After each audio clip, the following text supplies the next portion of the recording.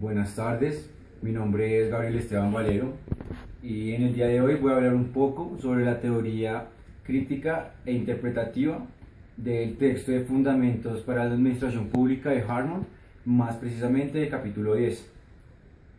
Ok, entonces, como hemos visto a lo largo del semestre, los diferentes autores trabajados entran en discrepancia conceptual respecto al deber ser o la estructura de la organización. Sin embargo, hay que tener en cuenta que existen puntos comunes en los cuales se pueden encajonar las diferentes teorías.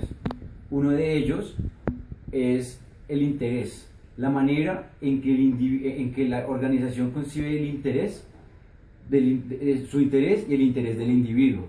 Frente a esto surgen diferentes posturas. Unas, por un lado, dicen que el interés de la organización debe estar superior al interés individual. Quiere decir esto que el interés individual siempre está doblegado frente al interés organizacional de la organización. Sin embargo, el punto en el cual está en el punto de acuerdo de los diferentes autores es entender que el interés tanto individual como el organizacional no discrepan de manera significativa. Esto quiere decir que no son radicalmente opuestos y pueden coexistir en un mismo espacio. Al segundo punto que me referiré sobre las disputas conceptuales que han existido en la teoría organizacional, está la manera de la acción racional, la eficacia de la acción racional dentro de la organización. ¿Qué quiere decir esto? Los límites o posibilidades que tiene la organización para llegar a un propósito, a una meta en particular. Frente a eso también existen discrepancias.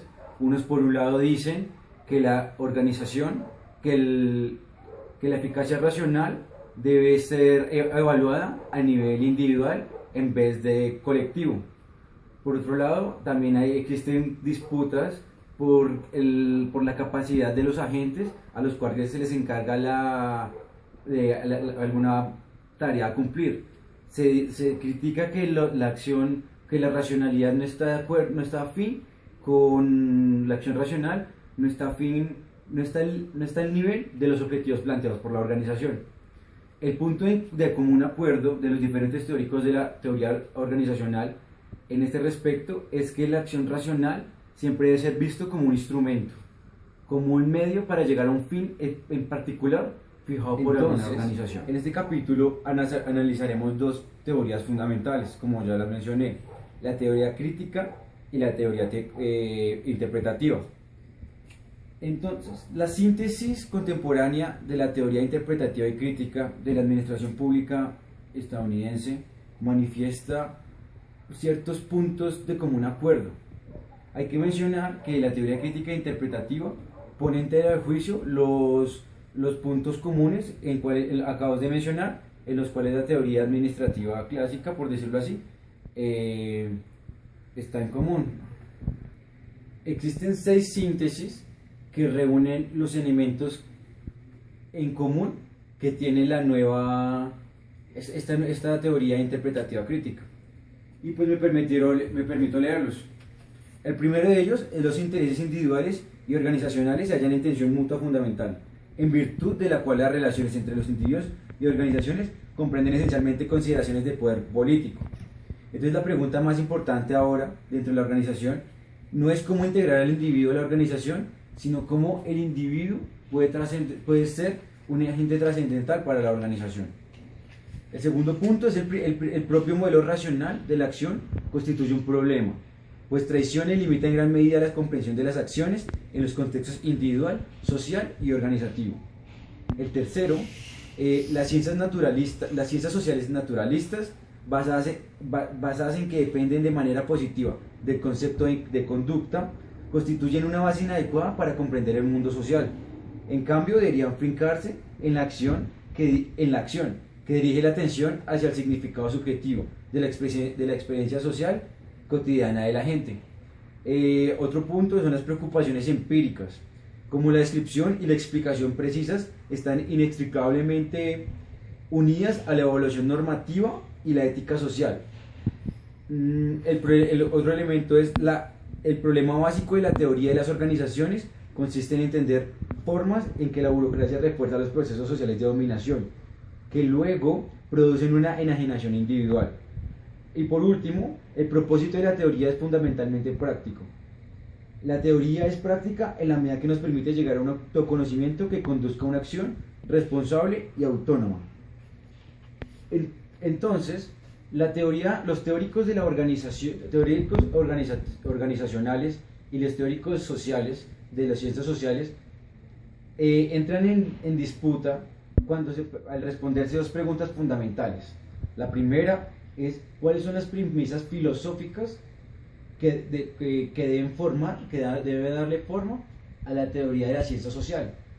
Y por otro lado, es cuáles son los propósitos morales y prácticos, si los tiene la teoría respecto a la realidad.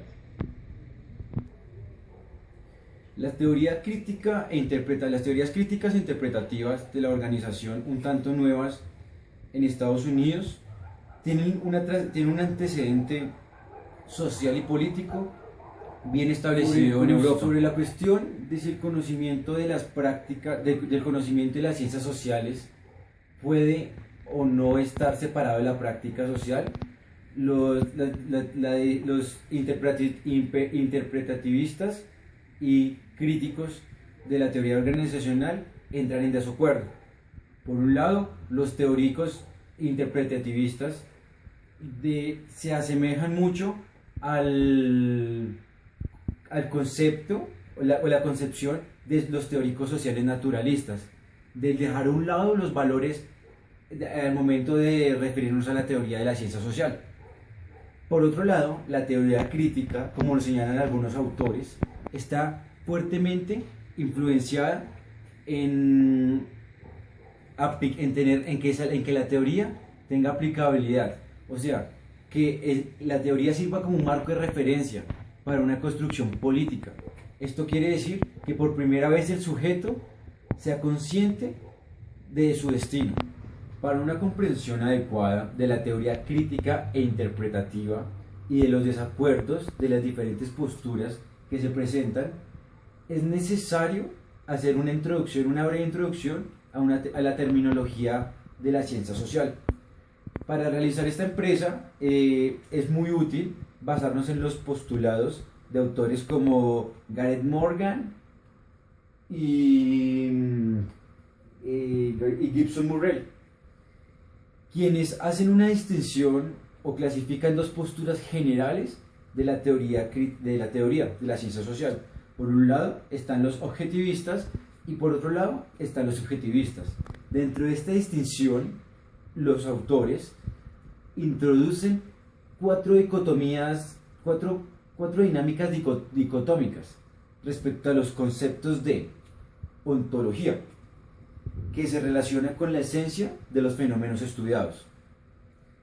Frente a por un lado, los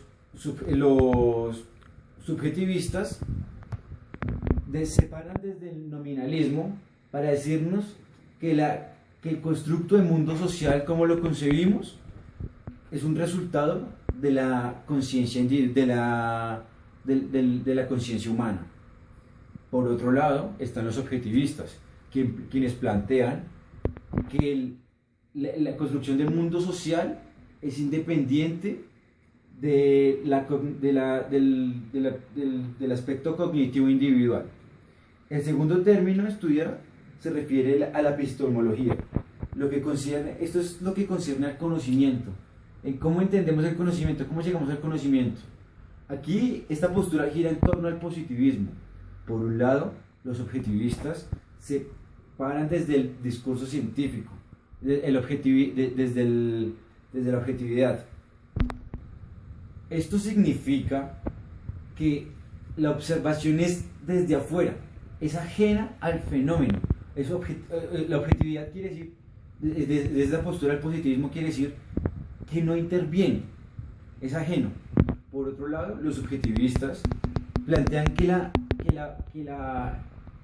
manera en que se recauda el conocimiento, la información, tiene que ser visto como un participante, si se quiere, tiene que ser desde adentro, no ajeno al fenómeno. Por otro lado está la naturaleza humana. desde la creencia del yo. Y existe otra vez la dicotomía entre las dos tendencias. Por un lado, los subjetivistas plantean que la condición es que la acción de la conducta humana,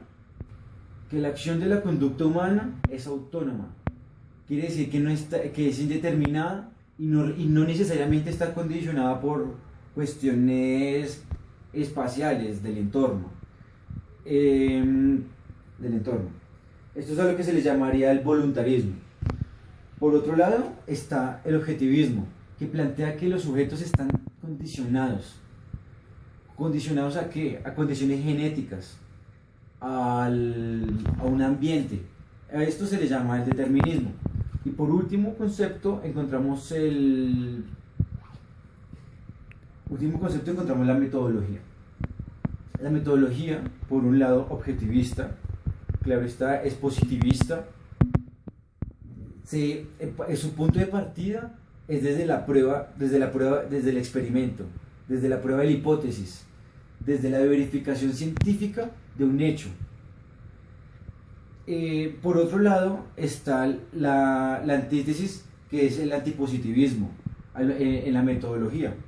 Esta metodología recibe el nombre de ideográfica y se basa su estructura en dejar al individuo que actúe por sí mismo, que se relacione con la naturaleza y que de alguna manera u otra, en su relación con el ambiente, saque sus propias conclusiones. La teoría interpretativa es un conjunto de puntos de vista de las ciencias sociales, la cual tiene su origen o su antecedente histórico en los postulados de dos autores, alemanes ellos. Por un lado está Immanuel Kant y por el otro lado está Edmund Husserl, quienes proponen un distanciamiento de la ética al estudio de la ciencia social. Dentro de los principales autores de la teoría interpretativa encontramos a Berger, a Silberman, a Alfred Schulz, a Edmund Husserl, entre otros, quienes en general se les puede encajonar por proponer un distanciamiento significativo de los conceptos morales de la teoría social, de la teoría de la ciencia social. Frente a esto, se han dado críticas en las cuales se les acusa de ser muy conservadores frente a la manera en que asimilan la crítica. Se les ha acusado de ser demasiado pasivos. Y otra acusación hace referencia a que en sus juicios tienen fuertes cargas valorativas, pese a que su premisa fundamental se sienta sobre la objetividad normativa. ¿Sí? La teoría crítica, por otro lado, se plantea la reconstrucción de las ciencias sociales para intereses prácticos, en pro de una mejora de la existencia humana.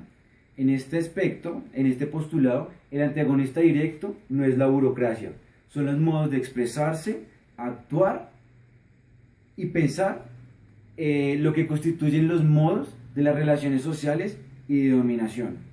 En este particular toma importancia los postulados de Jürgen Habermas, quien tiene interés especial, primero que todo, en el uso del lenguaje cotidiano en las relaciones, y en el segundo, en sí mismas las relaciones de los actores, lo que forjan el significado de la vida social. Muchas gracias por la atención prestada a la presentación. Espero la información haya sido de mucha ayuda y ojalá nos encontremos otra próxima oportunidad.